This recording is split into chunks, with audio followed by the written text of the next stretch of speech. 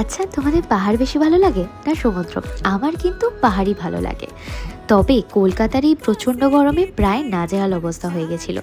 কিন্তু আমাদের কপাল দেখো, যেদিন আমরা বাসে উঠলাম সেদিনকে কলকাতাতে কি ঝড় জল বৃষ্টি। তোমরা নিশ্চয়ই ভাবছো বাসে করে কেন যাচ্ছি। সত্যি কথা বলতে আমরা তো হঠাৎ করে প্ল্যান করেছিলাম, তাই ট্রেনের টিকিট অ্যাভেলেবেল ছিল না। বাসের টিকিট প্রচুর অ্যাভেলেবেল থাকে। তোমরাও যদি ট্রাভেল করতে চাও তাহলে বাসে যাওয়াটাই আমার মনে হয় বেটার। টাকাটা একটু বেশি লাগলেও কিন্তু পুরো ওয়ার্থ ইট। জার্নিটা অনেক বেশি স্মুথ আর অনেক বেশি সেফ হয়। সোলো ট্রাভেলারদের জন্য তো সব থেকে বেস্ট। আমাদের বাসের ভাড়া পড়েছিল 1320 টাকা মতো।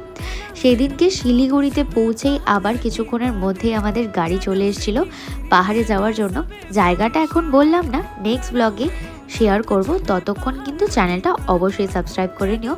বাকি ডিটেলস পরের ব্লগগুলোতে শেয়ার করব। ততক্ষণ লাইক করতে ভুলো না।